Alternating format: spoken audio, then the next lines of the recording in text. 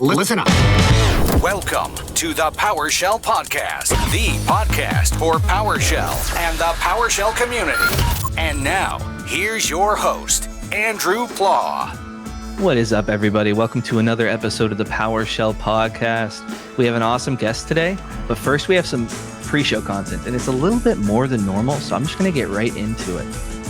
First things first, we have an upcoming Gainesville PowerShell user group, February 13th at 7 p.m. Eastern. It's on taming Git and GitHub with PowerShell, and that is going to be with our speaker, Sean Wheeler from Microsoft. And look for him in next week's PowerShell Podcast episode. We're going to have an interview with him. A lot of good stuff there. Actually, at the time of recording this, last night, we had a Gainesville PowerShell meetup.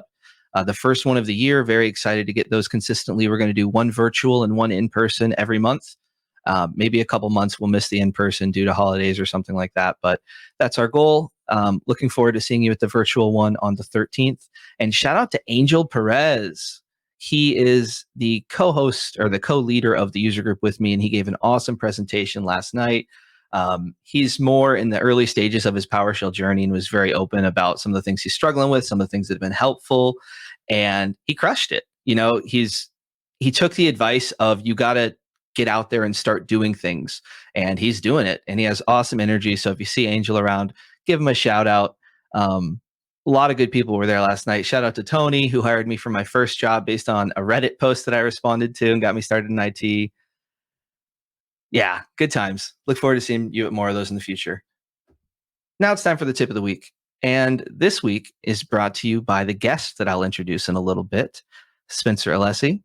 And the tip is, and this was shared on Twitter, I have a link to it in the show notes if you want to see the tweet. I got some good responses on community tips.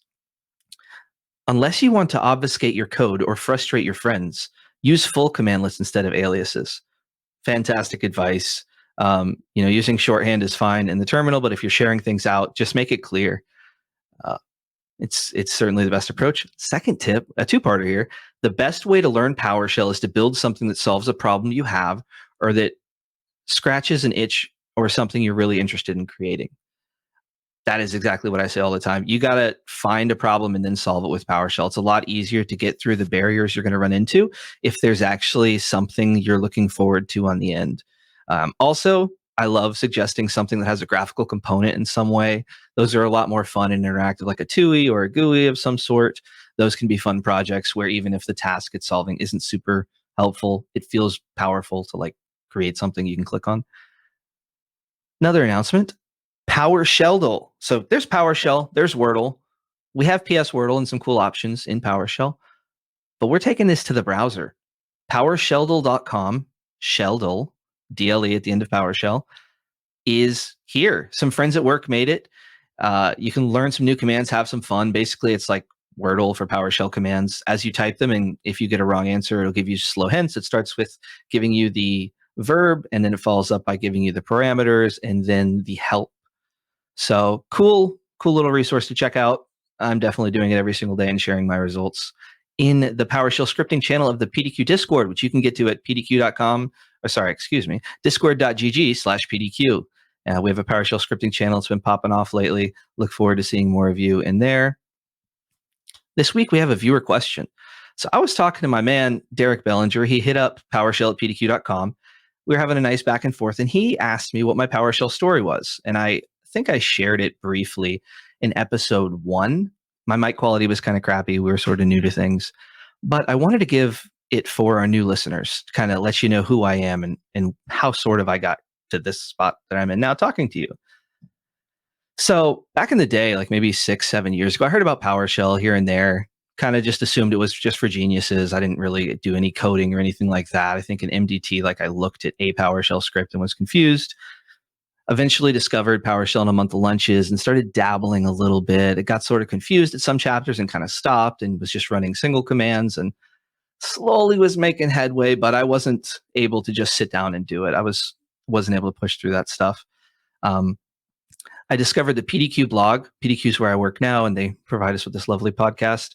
I discovered they had a blog and a webcast where they would talk about PowerShell a lot and automation, and I used their products. So it was kind of like, oh, wait, these people who are super into automation are super into PowerShell, and they were doing fun things with it, like creating a Spotify playlist, pranking your coworkers, all kinds of cool stuff that was like, okay, there's more here. I actually pushed forward on Learn PowerShell and Script the month of lunches. I listened a bunch to the Power Scripting podcast. I was geeking out on it, listening to old episodes, catching up. I sort of fell in love with PowerShell along the way. My first task was to do like some Git AD computer with select object and all kinds of fanciness. And I didn't do so well at that, but eventually started writing some modules and having some success there. Eventually I saw that from Don Jones on Twitter that there was a PowerShell Summit scholarship. And so what I did was I got a babysitter for my kids, and I sat down with my wife and I came up with my application because I really didn't want to pass down the opportunity, and I applied. Fast forward a few months later, I was selected to attend. And this was sort of a pretty big deal for me because PowerShell Summit was the summit for all the experts. There was no on-ramp program at the time. So I had to like really upskill quickly to be able to be ready to take advantage of the opportunity. And I ended up going to Summit. It was the best week ever. It was so great in so many ways, like on a professional level, on a personal level. It was so good. I ended up giving a small lightning demo on some code that I worked on with Fred from Microsoft Now, the security guy. Presented there, and Jeffrey Snover was there, and I was super scared.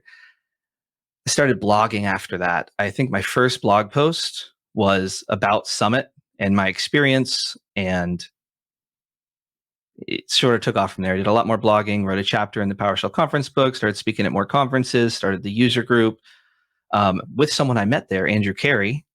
So a lot of good connections came from Summit for me. Eventually got more into PowerShell, got hired at PDQ, started doing the podcast here with Jordan about 2 years ago, and just been all PowerShell ever since. I've been given a lot from this community. I feel very fortunate. I sort of came up as a beginner and was taken under the wings of a lot of people, received a lot of great mentorship, was able to be part of a community that was okay with people trying things and making mistakes and growing. And so a lot of what I do now is just trying to repay that because it's been so great to me. And belonging in the PowerShell community has been fantastic for my career. I've experienced a lot of professional and personal growth throughout it all. And I really am just so humbled to be part of this PowerShell community. And I'm humbled that we have people like you as well in our PowerShell community. So there's that. That's my little journey in PowerShell. Thank you for asking, Derek. Hope you all enjoyed that. But today, we have a fantastic guest. We have a hacker, pentester, whiz-bang exploit slinger hiding in the shadows. He's the co-host of the Cyber Threat Perspective podcast. He does offensive security things at Secure IT 360, doing some pen testing stuff. Welcome to the podcast, Spencer. Hey, it's me. Thanks for having me on. I appreciate it. You're Tech Spence on socials too. That's me.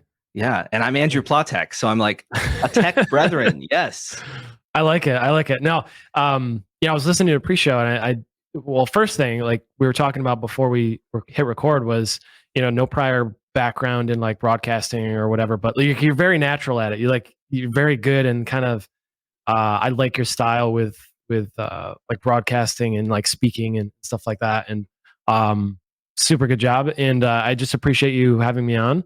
I know the guests that you've had on the show, and I'm excited to chat and look forward to it. And another thing with the PowerShell stuff is I think everybody who knows PowerShell or learned has probably watched those PowerShell in a month of lunches or whatever the YouTube series is.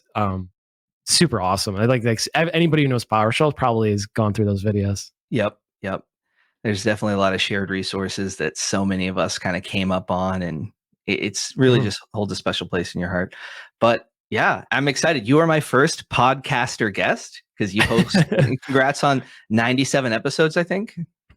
Yeah, 97 total, and 77 are actually, or something like that, a little bit less, are actually like episodic, where we talk about a specific topic. Some of the other ones were like stuff that's happening in the news or like current events or things like that. So like 70-ish, 77-ish that are actually like episodic, specific type of topic stuff. But it's been fun.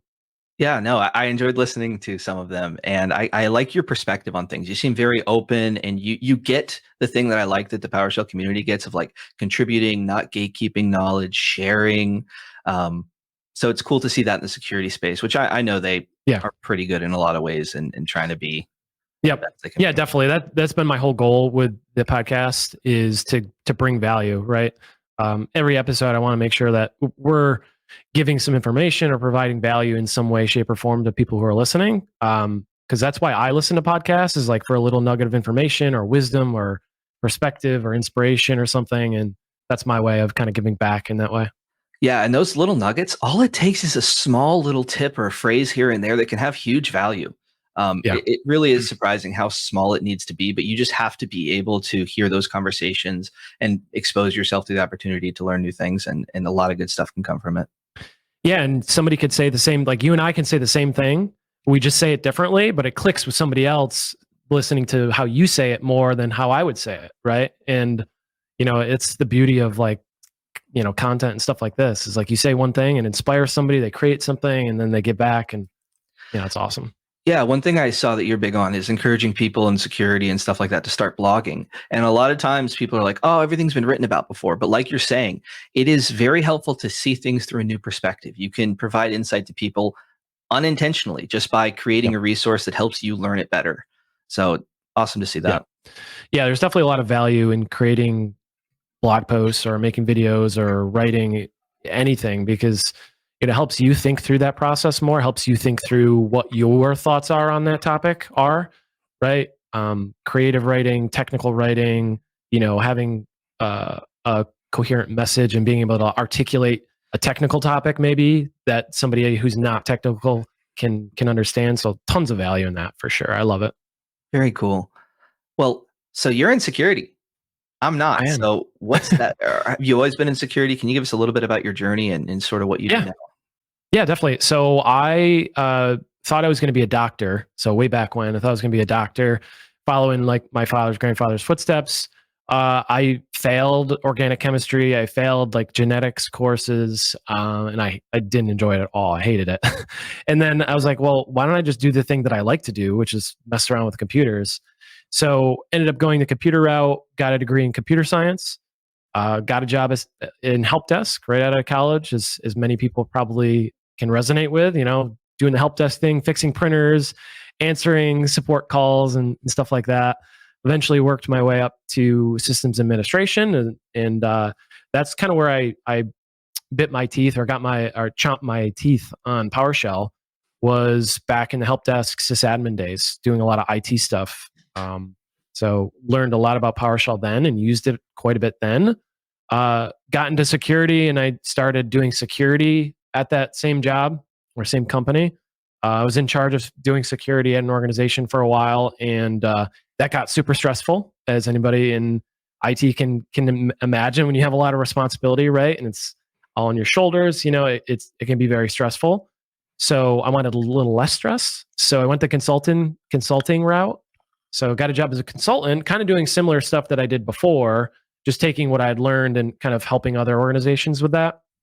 And very quickly, after being like a consultant, I got into the offensive side of things. So pen testing and stuff like that. And that's what I do now. It's pen test stuff. Nice. You use PowerShell sometimes in your engagements? I use PowerShell a lot. And, we were talking, it's like, PowerShell seems some people think PowerShell is kind of passe, like it's old news, right? People are using new languages like NIM and Rust, and they're building these cool implants and all this cool stuff, and I'm over here still using like PowerShell and PowerSploit, from like 8 years ago or 10 years ago now. But I love PowerShell. I use it a lot, and there's a lot of different tools I use that I'm happy to share. But it's something that I enjoy a lot and use a lot, because I'm usually pen testing Windows environments. I'm usually in an Active Directory world, and it just works really well for how I do things. Yeah, we've had some episodes in the past about a lot of the great security features and stuff like that in PowerShell that make it locked down. But I think from what you're saying, most environments aren't fully secured in terms of their PowerShell policies. Yeah, and that's something that's interesting is I think if you're not aware of those security restrictions, you might think that things like execution policy can prevent malicious use of PowerShell, but it really doesn't. It's really just script execution, and you can easily bypass those things. So I spend a lot of time talking about PowerShell restrictions actually in my pen tests. PowerShell is, very widely available, and I don't see it as commonly locked down as I think it could be. So I spend a lot of time talking with people about it, educating on, how these restrictions can help and how you can kind of get around them and kind of what to look for when those things are bypassed. So I spend a lot of time on that. Nice. So for those, and are you doing physical pen testing, or you're given a little bit of access and you go from there? So we do. Our team does do physical pen testing. I don't do it right now. I mostly focus on internal Windows, Active Directory, internal networks, that kind of thing. That's kind of my specialty. But as a team, we do. But I don't myself. Cool. So I've never been on the receiving end of one of these. Can you kind of give me like a little bit of your perspective? What's it like for you? You get access to a certain thing, and you're told like generate a report, try and get in, show us what we need to shore up. What's it like? Yeah. So my thing is internal pen testing. So it's an internal network. And I like to use an assume breach methodology. Now, assume breach means different things to different people. Some pen test firms, some firms will consider it more of a red team, where it's kind of like a full scope thing. You're kind of testing response capabilities of the blue team. And assume breach is essentially a red team with seeded access. Some firms like myself kind of think of it more on the pen test side of things, where you're trying to find kind of attack paths or many vulnerabilities in an environment. But essentially, if you have me do a pen test, it'd be an internal pen test where we start from a domain joined machine, usually with a domain user account, and we kind of assume, right, a user is going to click on a link, download malware, something's going to get infected.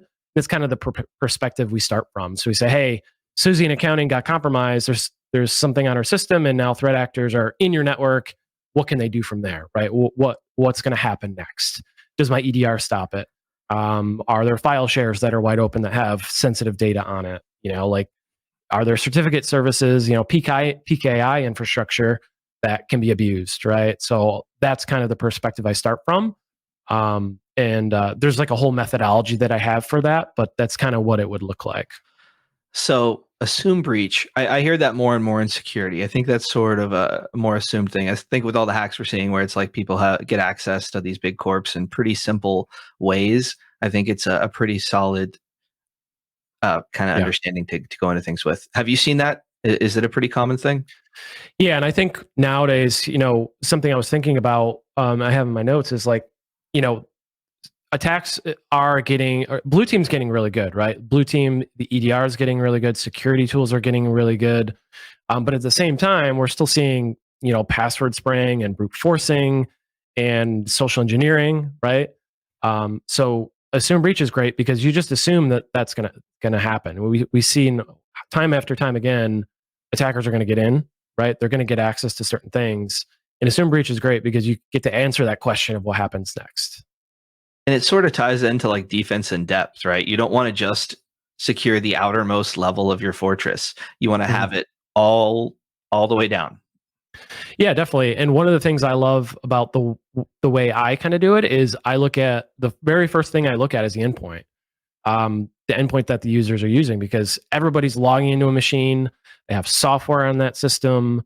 There's things that they do. There's things that they access from that system. And if that system is misconfigured, if it's not locked down very well, if the EDR isn't working great or antivirus isn't working great, there's a lot of attack surface there. So I do like 120 point inspection on the endpoint. Like, what can happen here that can go wrong? How long have you been doing pen testing? Let's see here. I've been doing security for a while now, like maybe trying to think when I started up. Been doing security specifically for like maybe 8 years or something like that. Pen testing the last 3-ish. And I say ish because my transition to pen testing was like, I was already doing a lot of the stuff, like messing around with the tools people had, and like downloading, Git cloning a repo and like messing around with stuff. But then like officially pen testing for probably like 3 years now. So that's probably pretty close. Are orgs getting better? Like, is the limitation with orgs implementing security, Is it political or like cultural, or what are you seeing?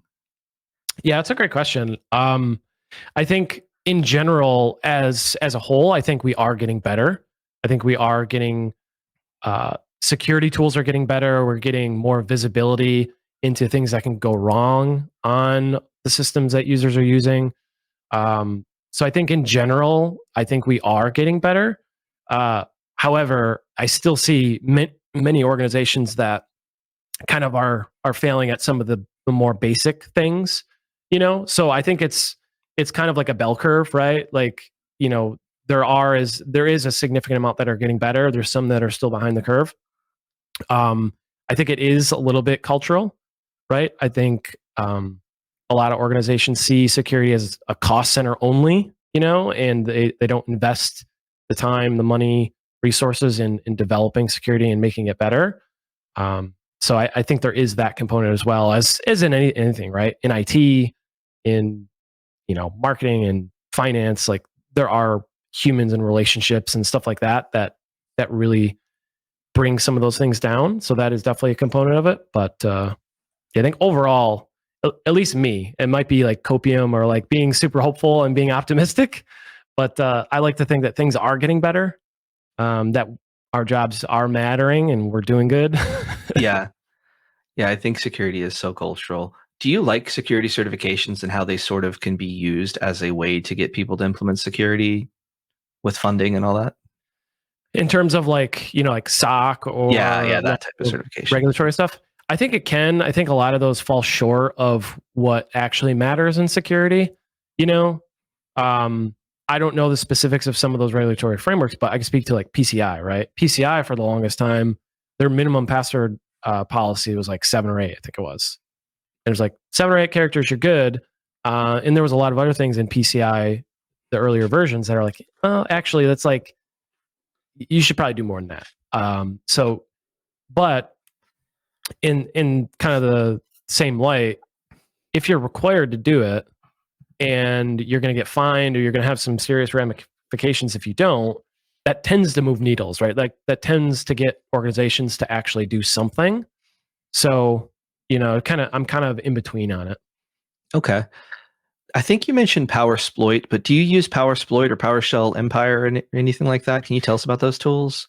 Yeah, definitely. PowerSploit was written by, contributed to by a lot of people, but Matt Graber, Will Schroeder, Jared Atkinson, and a bunch of other people who contributed to the project.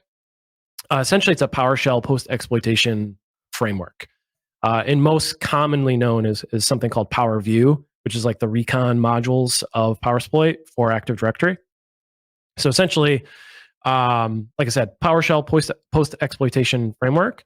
You can run it kind of like in memory. So you just load the script in memory and you can run it. You can do a lot of other cool things with it, but that's something I use quite a bit because I'll typically start from an end user system, and that end user system is not IT. They're just a low privilege user, and I can't install RSAT tools. I can't install other commandlets because I'm not an admin. So this I can use to kind of like enumerate and find stuff in the environment without having to install RSAT and all that stuff. So what are some things you look for? Like what's a common thing you'd look for in the environment and find and be able to leverage? So my favorite thing right now are logon scripts. Because selfishly I wrote a script that does it, that looks for dangerous and misconfigured logon scripts. But I did some research into it a little while back, and that's something that I see is super common in organizations is logon scripts that have like credentials in them, or like because they're mapping a printer and for some reason they're mapping it with another account or a share that somebody needs access to, or a department or whatever.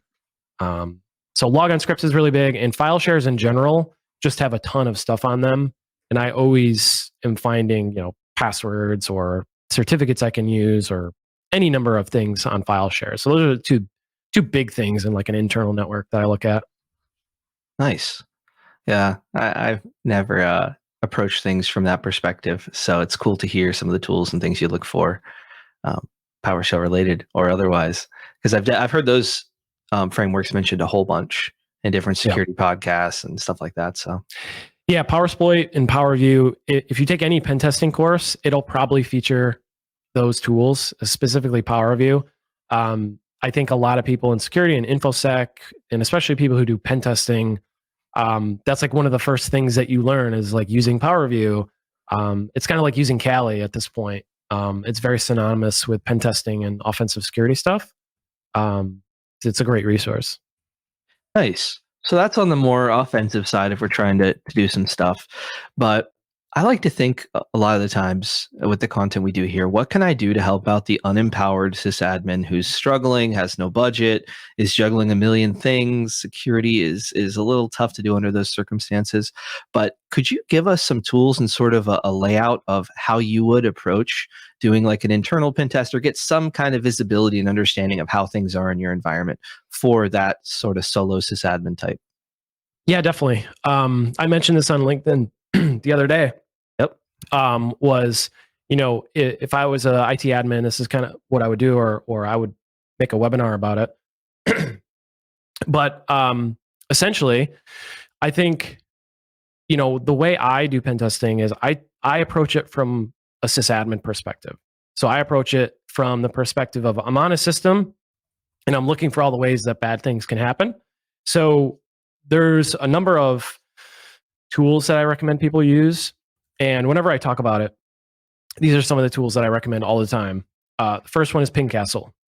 So PingCastle is like an Active Directory health assessment tool, and it finds a lot of low-hanging fruit, and it can find a lot of different issues.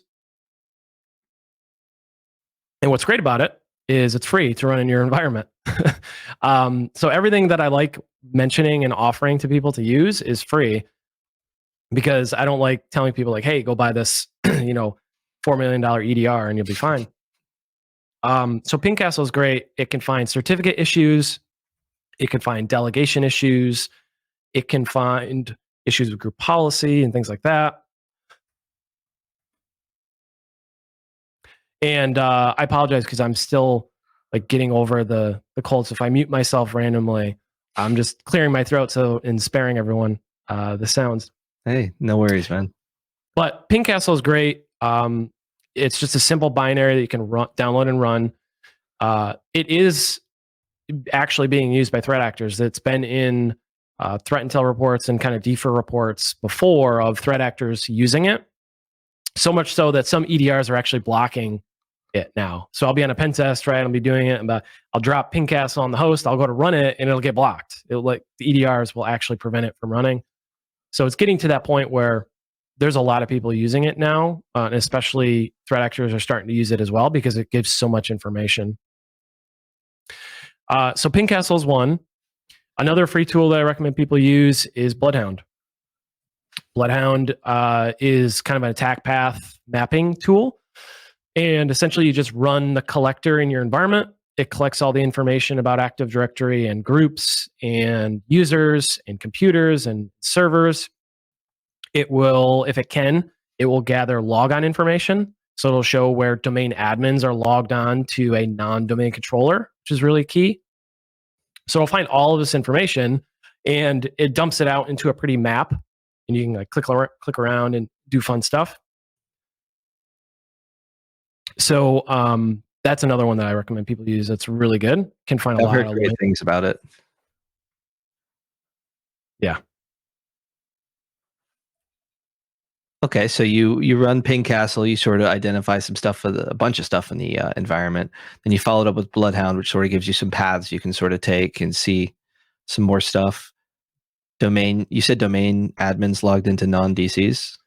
Yeah. So something that's I talk a lot about with clients is kind of like tiered administration. And that's because a lot of times we see domain admins or somebody who has more rights than they probably need that are logged into a non admin machine or a non-DC. So the scenario goes like this. Susie in accounting has an issue with her computer. IT admin Joe's like, hey, I can help you. They log into the machine somehow, or whether it's they sneaker net it and they go over and they log in with their account so they can run stuff or install new software, troubleshoot it, whatever. Well, now that admin session is cached on that machine. Because of that, you could potentially steal those credentials, steal a hash, or steal a token and impersonate that user. So now, if you're a threat actor on that machine, you can kind of impersonate that admin, which could be pretty bad. Nice. Man, I think there's some value in just sysadmin sort of going through the whole a hacking process to sort of see how all these different things are used, sort of where they're found in the environment, even if they, don't become a pen tester, just to sort of get that visibility and understanding. Yeah, definitely. And I talked about like the Hitchhiker's Guide. I would start with PingCastle and address. There's a lot of stuff on there that's kind of like, it's just hygiene stuff. Like your domain functional level, being not on the latest, right? Like not necessarily a security issue, although there are new security features with the newer functional levels, right? But there's a lot of hygiene stuff on there. So I would go through and identify all the stuff that's the most important and fix all those, and just run PingCastle every quarter until you fixed all those things. Then have a pen test, and then see where you are. Nice. And Bloodhound, similar sort of cadence? Yeah, definitely. I think if you have tiered admin accounts, especially if like that's what you're moving to, that can be great to kind of find those outliers of where there are misconfigured groups, misconfigured, or just admins logging on to places they shouldn't, but also can kind of help you find, strange delegation issues. So like one time on a pen test I saw where the everyone group had full control over the root of the domain, like the root forest, everyone had full control, right? Bloodhound is able to find that and say, oh, this user has full control over this. Is outbound object control is what it's called. But essentially, this group or this user has control over this other thing. So another tool along that line is called ADeleg, which I forgot to mention in the notes that I sent over and stuff in the links. But ADeleg is another free tool. It's just a delegation viewer for Active Directory, and I found numerous issues using that tool. And essentially, it just shows you what I described with Bloodhound, so that Bloodhound can kind of do the same thing. But this is a nice like little tool that you can say, okay, I look at the everyone and see what their outbound delegations are, and that's a quick win that you can use as well. Awesome. So I think that before proceeding with running this in your environment, you may want to just make sure your boss is aware, or whatever procedure you have. But you can sort of create like a consistent cadence, because it sounds like for a lot of people, if they aren't on this path at all, there's probably going to be a lot of tasks and tickets generated that you're going to have to address. May take some time, but by sort of consistently doing it, you sort of can see the improvements, measure them, and hopefully become more secure. Yeah, I would definitely have a plan for it. There are some of those tools will generate a lot of noise, like Bloodhound. If you run that, not only will it get blocked by your EDR, but it's going to raise a bunch of alerts. So that one you definitely want to, make sure everybody knows what's going on. And like you said, that's a good point, is you're going to have findings from that, right? And you need to be able to tackle those and be able to triage those and fix those. So if you don't go out and run all this stuff and like dump all the reports on IT and be like, hey, here you go, fix all this stuff. Work collaboratively, with those teams. And I think that is a good approach. Yeah, I think it's a lot easier to do security things when you have some form of cultural buy-in to like, hey, we're working together. We're not the enemy. We all want to be more secure. Yep. Yeah, and I spoke about this a little bit on my podcast with somebody about kind of the team dynamic. And a lot of times, and I experienced this myself, was I was a young buck like IT admin going into security. Like I wanted to like fix stuff, right? I wanted to make the organization more secure. So what do? You cowboy and you fix stuff, right? Like, that's the mental framework I was in, was like, there's an issue. I know how to fix it. So I'm just going to go fix it. The problem is, production systems rely on that thing that you just uninstalled. So it's probably bad. So you lose trust that way. So I quickly learned that that's probably not a good approach. I should probably like communicate with the different teams and like say, hey, what are we using this for? Is there a plan to upgrade it? What can we do to kind of like mitigate this issue? That's how you win trust. That's kind of how you build relationships better. But it's hard. It's not easy to have those conversations and say, hey, like this thing's broken. So yeah, I think we found that a lot in episodes with people. The limitations with getting things done in orgs isn't technical oftentimes. It is about communication and collaboration. Like it's a people problem that needs to be addressed by like good communication, good culture, good practices, good security standards. Yep. Yeah. Awesome. Well, we're sort of talking about it a little bit. You mentioned it there a little bit, but can you expound, what is the hacker mindset? Because I think it applies to so many of us who would find themselves listening to a PowerShell podcast. Yeah. And I definitely don't want to speak for all of the pen testers and hackers out there, but I will share my thoughts on what it is and what it means to me. Right. So what it means to me is like, I used to build my own computers. So I would, literally buy all the parts. I would screw the motherboard on. I would put the thermal paste on. I'd take things apart, put it together. That to me is a little bit of like the hacker mindset. So, learning to understand something by kind of taking apart, disassembling it, or just putting things together. I think that's part of it. I think that's part of the hacker mindset. I think curiosity is a big part of that too, of just being curious how things work. And, if I throw some input over here, what happens? Or if I run this command over here, what's going to break? So I think that's a little bit of it too, is the curiosity side of things. Being curious of how things work, how they can be abused is part of it. And then I think also, hacker culture, I think, was a little bit countercultural, right? Like kind of revolting, kind of going against the grain kind of thing. That to me is a little bit of it too. Kind of like that, I don't know what the word is for it, but kind of going against the grain, right? Like swimming upstream or just zagging when people are zigging or whatever. Is like doing some things differently than the way that everybody else does them.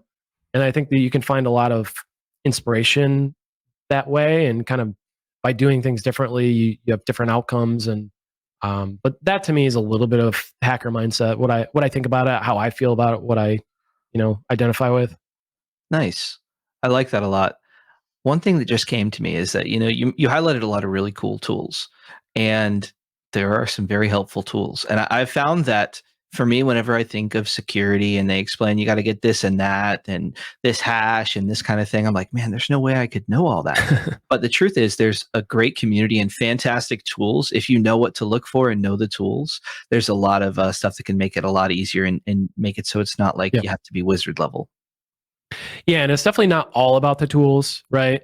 Something that I got easily caught up with when I first started was like, it was just about, I know I need to run this tool, and then I need to run this tool, and then this tool.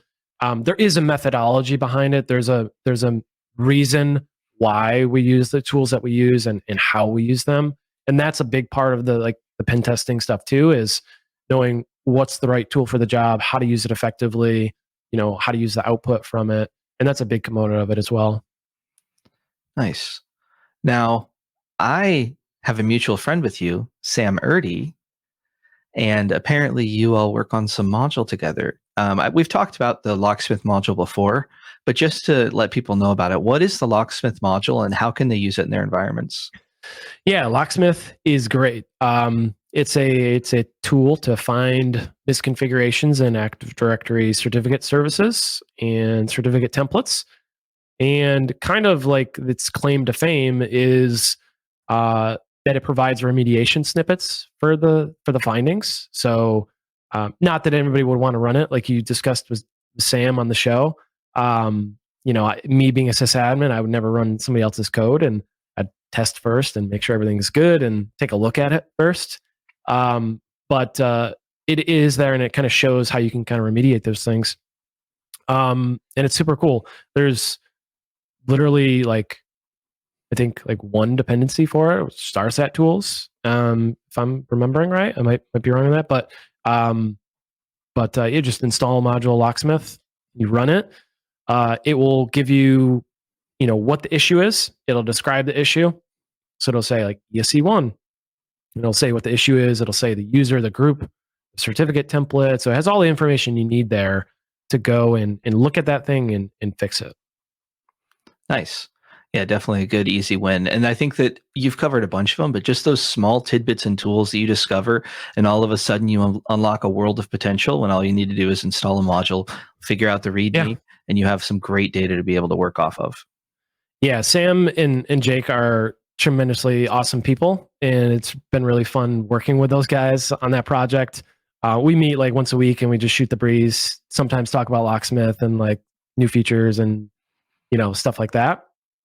So I definitely am super appreciative of that. Jake tweeted out one time like, hey, this LockSmith thing. I was like, yeah, I like that. And, came to be.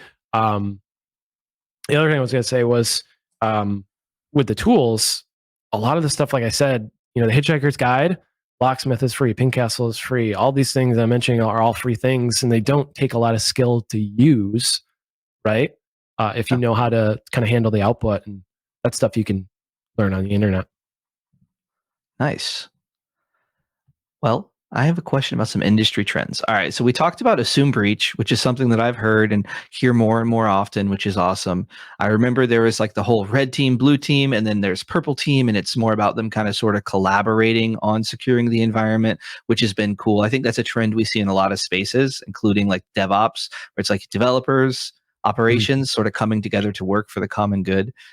Excited to see that. But do you see any other trends in security sort of that'll become more popular in the future? Yeah, stuff that comes to my mind, I said a little bit already, is like blue teams, EDR, security tools are getting better. As much as we go into environments and there's a lot to work on, we equally see organizations that are doing really well. They have really sophisticated security tools. They have sophisticated and very capable teams. So things are getting better. We are moving forward, in my perspective. The other thing I think is interesting too is while there are 0 days, there's like mass exploitation of these big things, we're still having issues with social engineering, right? We're still having issues with password spraying and brute forcing, right? Microsoft got compromised from a password spray. Like how? So that's an interesting trend to me, is like the more things get sophisticated, the more they don't, in a way. That the non-sophisticated stuff works. Well, I think go ahead. No, the last thing I was going to say was, it seems like the time to exploit those like 0 days is getting quicker, right? From the time an issue is identified and like it's released or some research is released to the time there's like mass exploitation seems to be getting shorter. I don't have any like data to support that. Just kind of anecdotally, that's kind of how it seems, is like those mass exploitations are happening faster, it seems. So that's concerning. I don't, necessarily know how we approach that, but it's something seems like it's happening. Do you like the CVE system that we have? Do you think it works well? I don't know really how to answer that. That's tough. I found an issue in Webroot, and it's on my website, and people can go look at it. And there's a CVE for that. It was relatively easy from like the standpoint of doing that. I don't know how effective it is. I mean, I guess it's good to be able to track those vulnerabilities and have an identifier with them. Problem is, it's not applied. It doesn't seem like it's applied consistently across the board. So, for example, all the cloud issues that we've had and all the vulnerabilities that have been discovered and researched, like there's no CVEs for any of those things, so we can't track any of that stuff. So, I think it's good and bad, but I don't know. I don't know like where I fall on that, to be honest with you. Like good, bad, indifferent kind of thing. Yeah, I think that one thing I'm sort of excited about is that because there are so many easy things we can patch up, there's a lot of room for growth. And if we can empower more of those people who are responsible for maintaining the systems to sort of start configuring things and start being more aware, I think we can make a lot of headway with just the general security posture of the world. Yeah. Oh, global. I like that. Awesome. So you're a content creator, man. How does that feel? What's your journey been with it? Because you were telling me you don't really feel like one, but I see your stuff, man, and it's top tier. Yeah, I mean, I'm just following a model that others have done before. And before the show, I follow Gary Vee a lot, Gary Vaynerchuk. Who's like a marketing guy, business person or whatever, but he produces a ton of content. He's a yard sale aficionado, I think. Yeah, he's the yard sale guy, the mug life guy. Some of you may know him as businessman, entrepreneur, marketing, et cetera, et cetera. But so his kind of content model is you have pillar content, and then you chop that up into smaller pieces, and that's kind of how you produce content for social media. So that's kind of the approach I've taken. Is I have a podcast with Secure IT 360 that I produce, and it's a long form podcast like this, and I take snippets of that, and that's what I kind of create social media content from. How I think generally, like I said before, I don't necessarily create a ton of content. I just have that podcast, and then I kind of post produce it from there. Nice. But, I like the approach you have to clipping it into shorts. That's what I've been thinking of for a while, and just have started starting the convos about getting that to be part of our publishing process, is like cut some stuff out. It's a lot easier for people to get value from a 30-second insightful comment that, if they choose to listen to the whole episode, awesome. If not, at least you gave them some value there. And it's a little bit more exciting than just reading a post that redirects you to another site. Yep. Yeah, because, I think about myself, like I don't listen to entire podcasts. Like I'll start listening to one and then I'll get busy and then I'll move away and then I'll never come back. So I might listen to like 7 minutes. I might listen to 30 minutes. I never listen to the whole thing usually. Yeah. And I think many people can resonate with that. So there's probably a small portion that listen to every second of a podcast. But, there's so many people, there's like 1 billion people on LinkedIn. I don't know if people know that. Like there's 1 billion people on LinkedIn. And because of supply and demand, if you put stuff on LinkedIn and people like it, it's going to go far and people are going to see it probably more than they would see the original podcast or like the original long form, produced content of that. So yeah, I think the strategy for me is I rewatch it, and I'll just like skim through my episode and be like, oh yeah, I like that question or I like that section. I'll just cut it and, throw it up on social media. Nice. And I'll have a link to your LinkedIn, and you're on Twitter as well. And, I have a huge takeaway from this little thing we just talked about, man. And that is, if you see Spencer or I on social media posting some form of short video content, give us some support. Give us a like. Let us know what you think. Give us a comment. Give Spencer a follow. Great fellow, friend of the podcast. Definitely going to have to get you back on sometime. But yeah, man, I'm excited to start delving into that world. It's just, for me, you have to have like a plan for it. Because if I'm just using the creative energy I have, like, oh, what should I do? It's like, oh, I've worked all day and done meetings. I don't have too much of that. It is hard. And that's, that's why I don't necessarily like take time to produce content specific for like YouTube or specific for TikTok. It's all just like reproduce stuff. Because it takes a lot of inspirational like energy to produce content. And even to do something like this, like it takes a lot of emotional like energy to have a conversation and to be, quick witty and like quick on your feet and think and talk and all that stuff.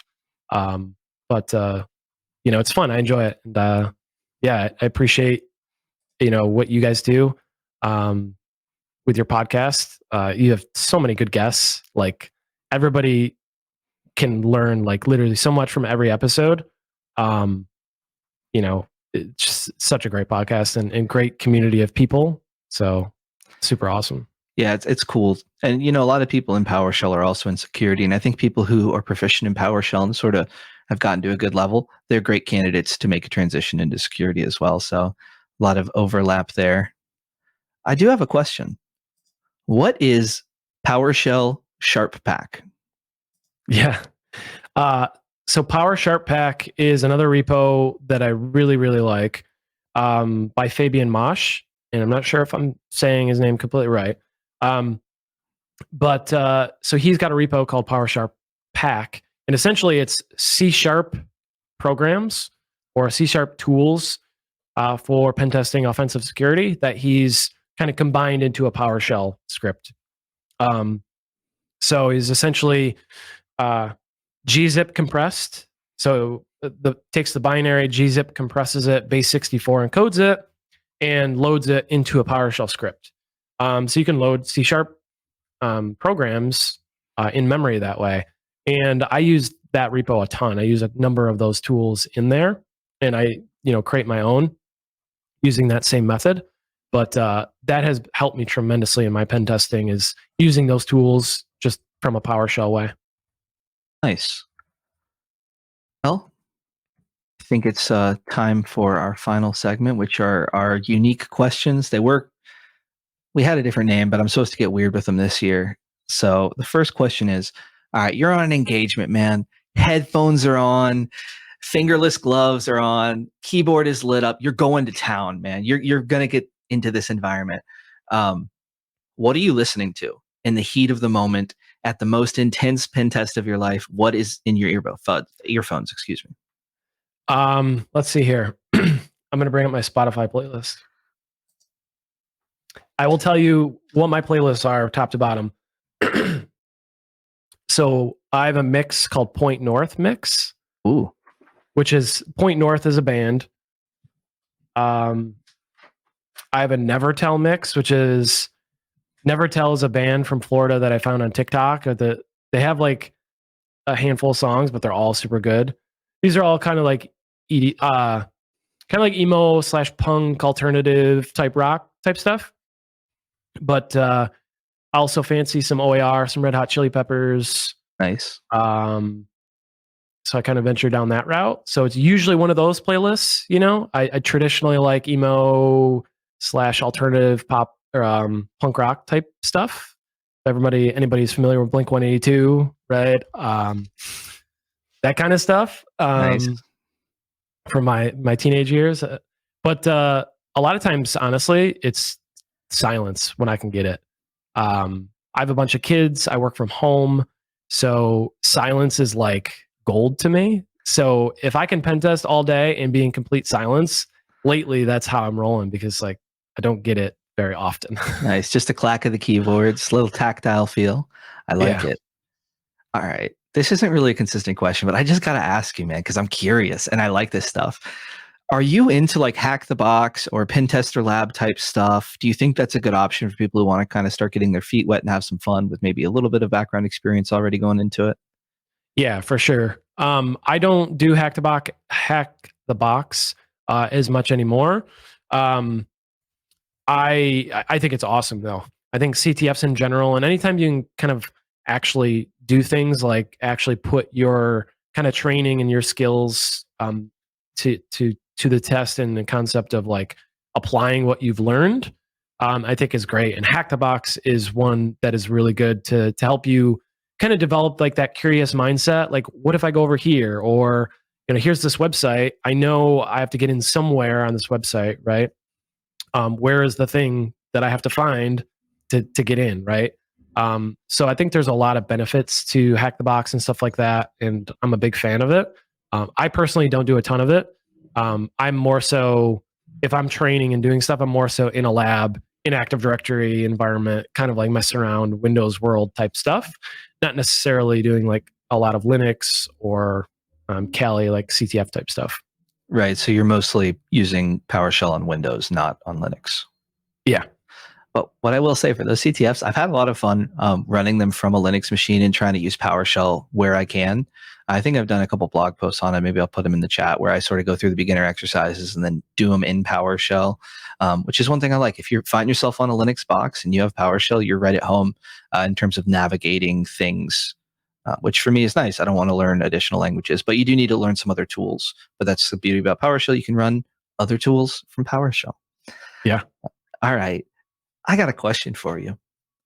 You're talking to somebody, they have a PowerShell background, they know a little bit about or maybe a lot about AD. They've been working in it for a while. They sort of want to make a transition to security, maybe pen testing. What advice do you have for them, or what sort of pathway would you lay out?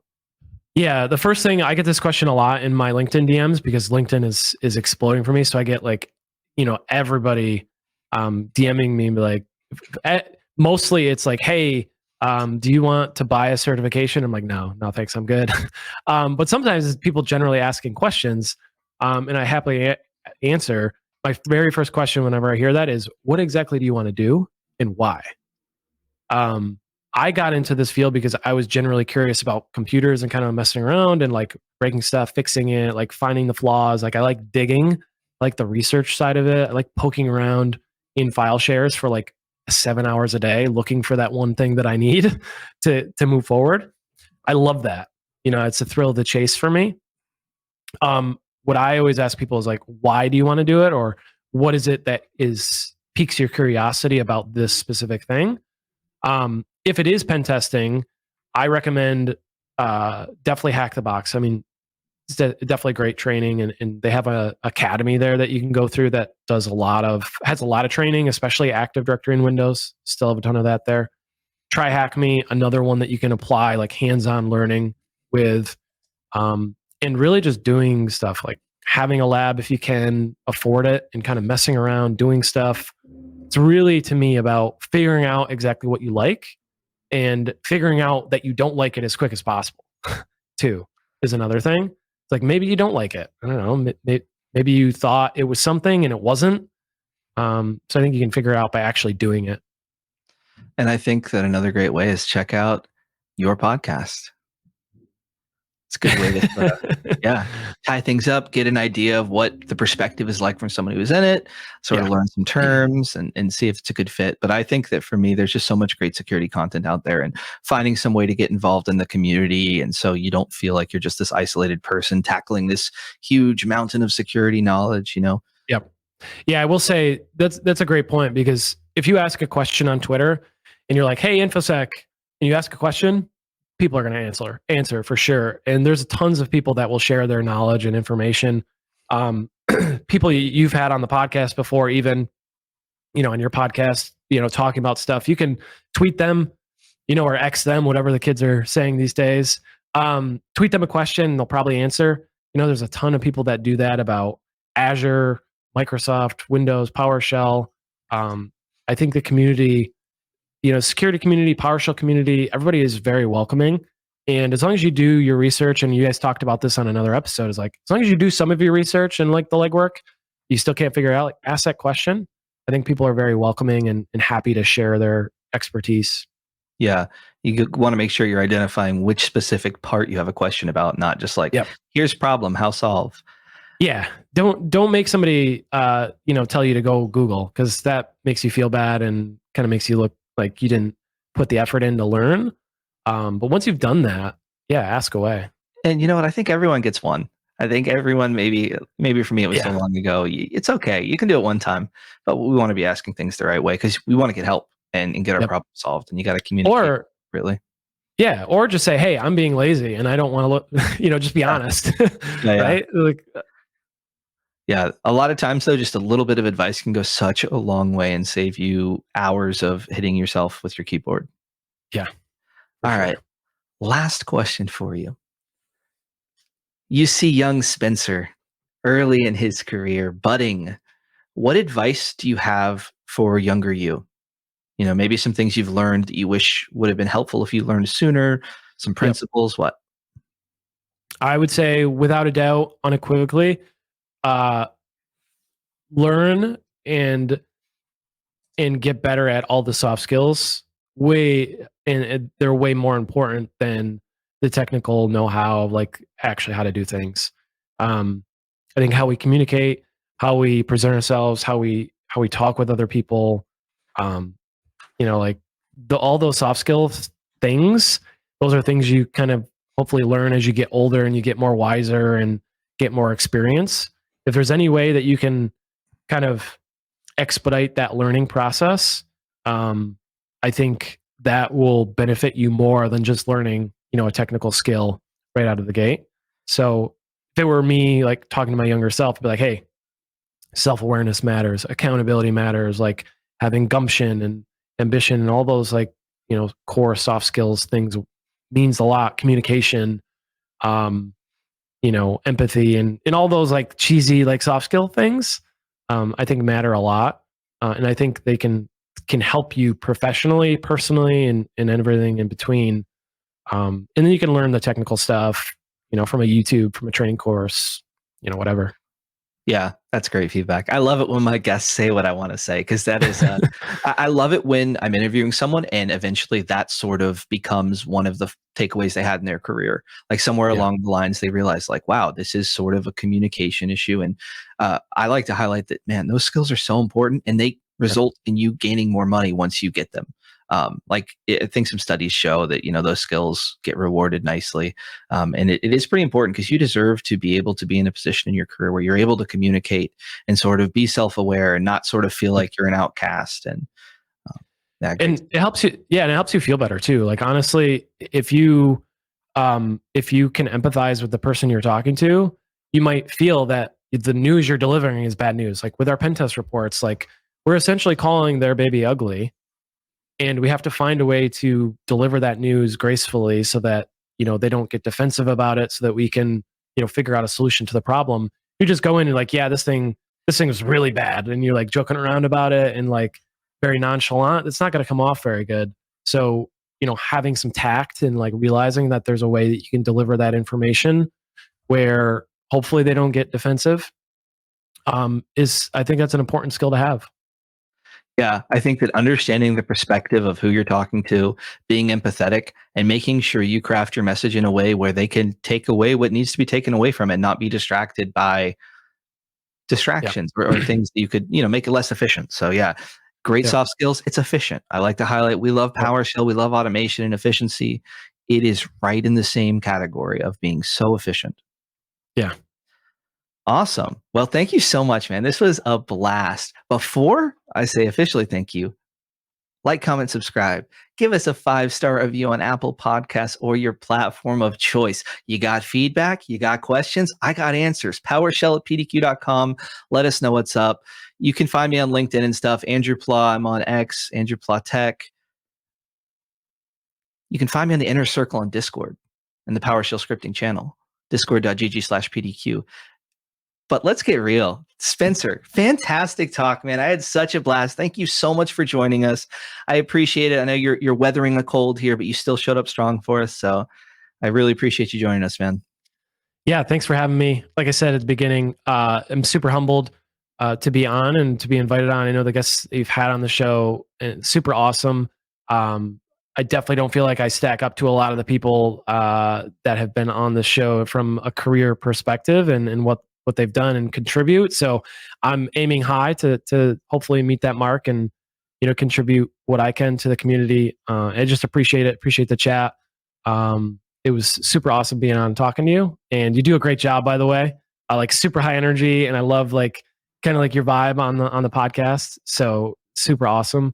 And the last thing I'll say before I finish is I forgot to mention PDQ in my intro, but I used to use PDQ a lot. From my help desk job, sysadmin job, I would create inventories for specific configuration issues. And then I have a PDQ deployment script that would run and it would automatically set a registry key or run a command or fix something. Yeah. And it was kind of to prevent configuration drift or it kind of like a poor man's desired state configuration, if you're familiar. Right. And I set that up and it worked great. And I loved using it. So I'm a big fan of PDQ, and just a little plug for that because it helped me tremendously in my job in IT. Nice. Yeah. It got me into automation, and then PowerShell and automation. It's just a good fit. So appreciate you sharing that. And I'll say, you said you don't think your career stacks up, but I'll say, man, you're living the dream of so many people, right? You're a pen tester, you do public stuff, you know yourself, you're a good communicator, man. It was a pleasure speaking with you. I appreciate it, man. I appreciate it. Thank you so much for having me on. All right. Thanks, everybody. Thanks for listening to the PowerShell Podcast. The PowerShell Podcast is a PDQ production, making device management simple, secure, and pretty damn quick.